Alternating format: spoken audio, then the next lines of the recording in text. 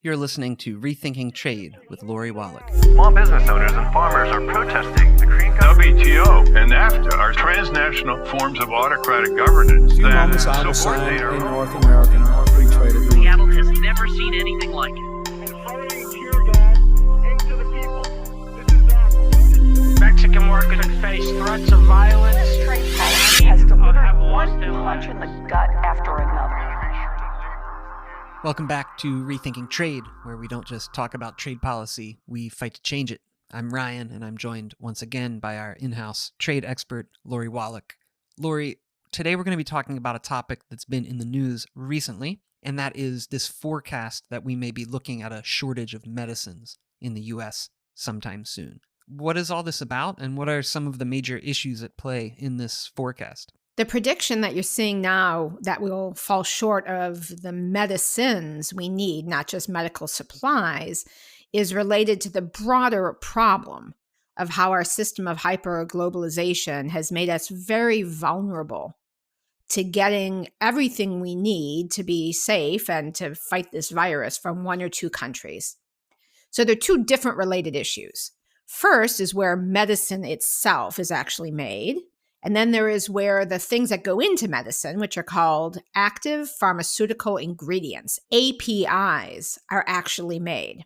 There are 156 essential critical medicines that every hospital has. There's stuff on the crash cart, there's stuff that every floor of every hospital has. 96% of those 156 critical drugs are produced just in China and India.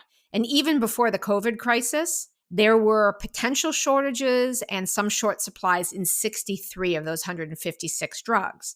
China, obviously, has had a big slowdown because people there got sick. And both China and India have stopped exporting a lot of their medical supplies. So that means even if there are countries that produce medicine, they can't get the inputs. And a lot of generic finished medicines actually come from India.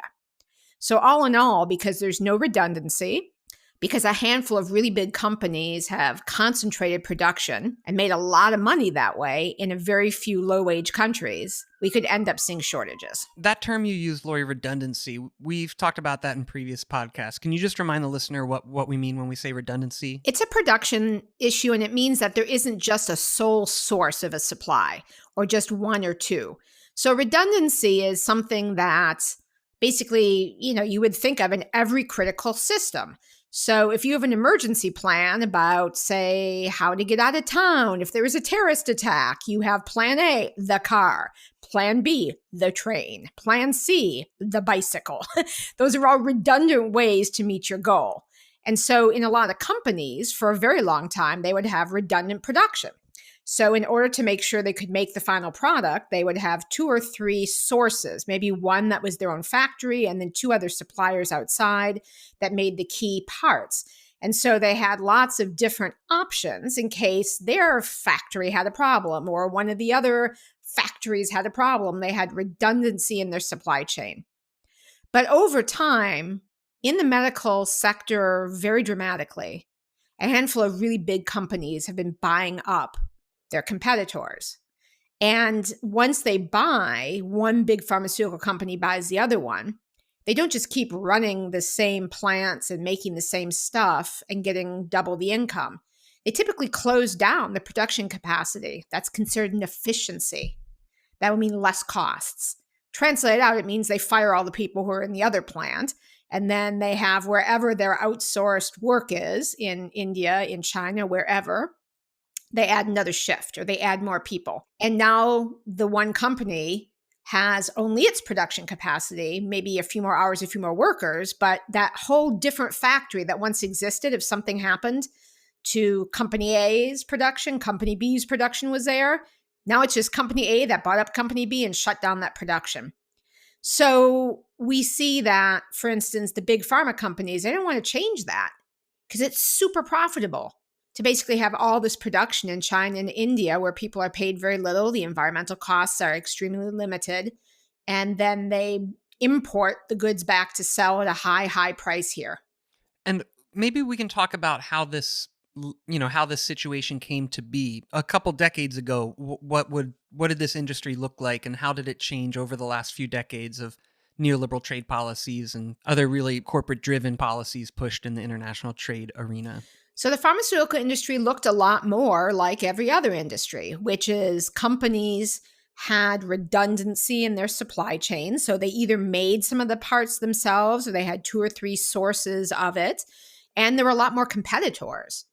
I mean, if you're old enough, you remember a bunch of airlines that don't exist anymore, and you remember a bunch of telephone companies that don't exist anymore, and you remember a bunch of car models and brands that don't exist anymore. So we don't notice it as often with the pharmaceutical companies because they're not really brand names in the way we know, there's no more Plymouth, there's no more Pontiac, there's no more Saab, there's no more Oldsmobile.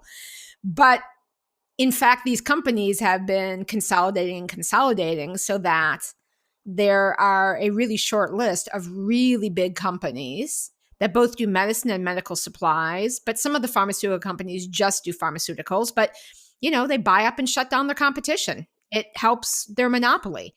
They have monopoly licenses called patents to sell their medicines for whatever price they want. And then heaven forbid another company comes up with something that is a different medicine that could compete. So they buy them up and put them out of business. As a result, we have a very limited supply. And right now we need to gear up to make more of a lot of things. So things where the supplies are really short right now are the drugs that are being used for COVID. Like the sedatives are used when you have to put someone on a ventilator, because it's obviously you're going to be fighting against having something down your throat. They put you in a almost induced coma. And the supply chain is both way too concentrated, but also elements of it, like the second stage, not just the active pharmaceutical ingredient, but the compounding. Ironically, for instance, a lot of antibiotics were made in the Lombardy region of Italy, which has been the hardest hit, the first area where really there was a huge COVID outbreak. So when we have both limited suppliers and limited alternatives for the parts, the APIs, and the actual production is too concentrated in a few places, antibiotics in Lombardy, then the whole world can have economic and health problems that are actually worse than the medical problem that the drugs are needed to combat. So, Lori, you mentioned Big Pharma earlier, but I wanted to talk a little bit more about their role in this whole process, not just in accumulating large amounts of money and of outsourcing jobs to countries with lower wages and less restrictions to, participate in the race to the bottom. But they've also been active here in the U.S. on domestic policy and also influencing other trade policies. Maybe you could talk a little bit about that. So the big pharmaceutical companies have done a couple different things. One, they've pushed for trade agreements that include these extreme monopoly protections and that basically make other countries, poor developing countries with the low-wage workers, sign up for the special protections so that they can outsource their production there and still get the monopoly guarantees. Then number 2, they have fought for tax policies in the US so that they can literally ship their corporate headquarters someplace else and then claim that they get a lower tax rate because they're a foreign company. That's called an inversion. So a lot of the big US pharmaceutical companies are actually incorporated in Ireland because it's a tax haven. And then number 3, they have pushed for other tax policies that let them actually charge their American companies can charge the Irish company basically a business expense for the patents that are held in the US. They take it as a business deduction. So they're dodging taxes basically twice while getting more incentives to outsource. And that whole combination of policies in the face of also no antitrust policies to speak of, certainly not in our trade agreements and not very strong any place except Europe, means that these companies keep consolidating and consolidating and consolidating until they're just a few. So there's no competition between them, and they are able to rig the policies so that the countries also aren't making these companies face market competition terms. When you brought up Ireland, it made me think. I was looking through the TAA database, which is up on the Public Citizen website, and when I was looking up medical supplies, I was noticing a lot of outsourcing to Ireland. Is that because that manufacturing jobs were going to Ireland, or was this part of that process you were describing? You can see this fluky trend of the pharmaceutical corporations trying to dodge taxes if you look either at the Trade Adjustment Assistance database that tracks certain certified job losses caused by trade by the government, or if you look at trade flows in pharmaceuticals.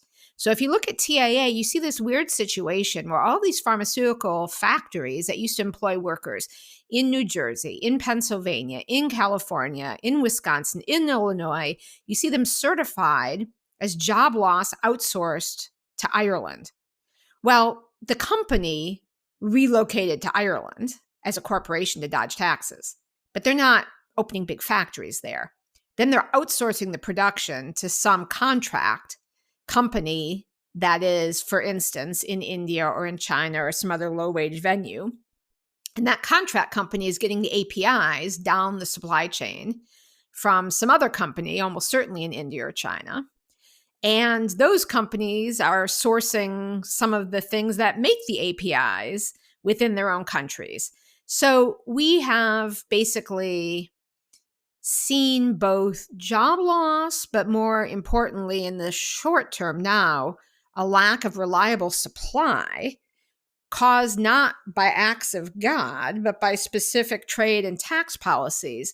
Because you can also see, if you look at the trade data of the value of pharmaceutical goods, it looks like Ireland is our number one trade partner. That's where we get most, it looks like, if you look at value of our imports of pharmaceutical goods.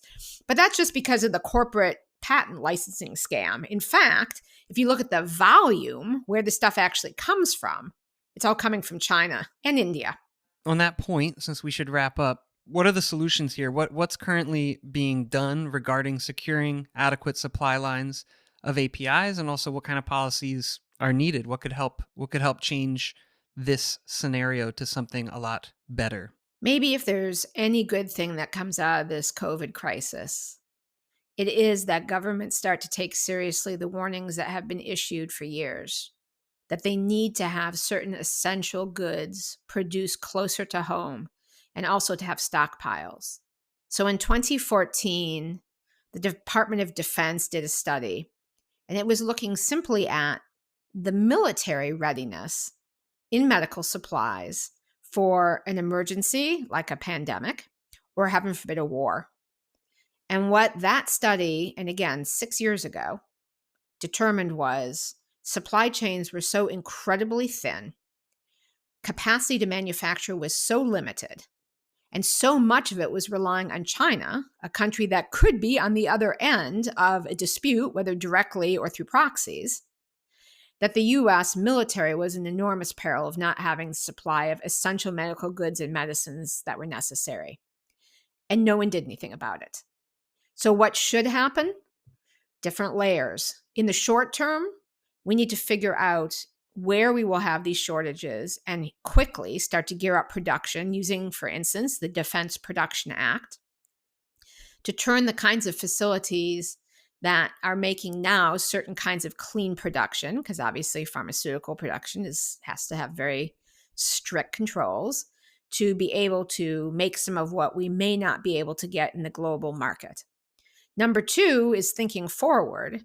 We need to think about how both the making of key medicines, but also the components of them, the APIs, can have production, if not increased in the US, which isn't itself a good idea, but also production increased, if you will, in the region.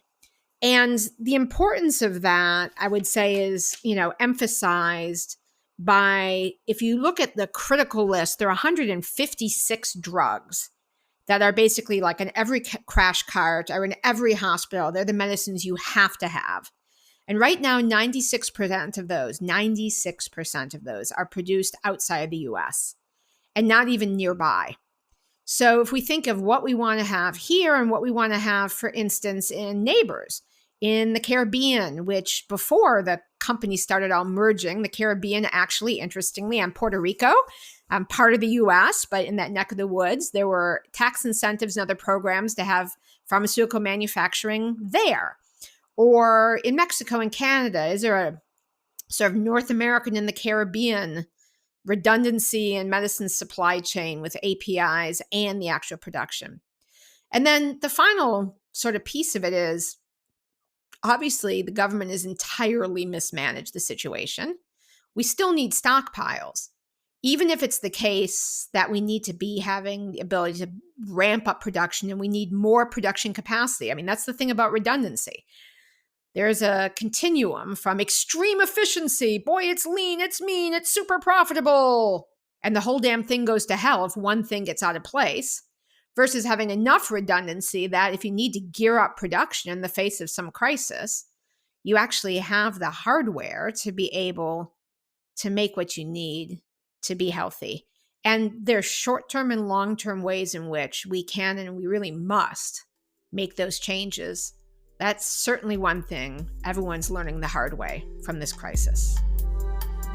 That's all for today. Thank you all for listening. Rethinking Trade is produced by Public Citizens Global Trade Watch. I would encourage you to visit rethinktrade.org as well as tradewatch.org to educate yourself and to find out how you can get involved in the work we're doing to fight for fairer and more equitable trade policies.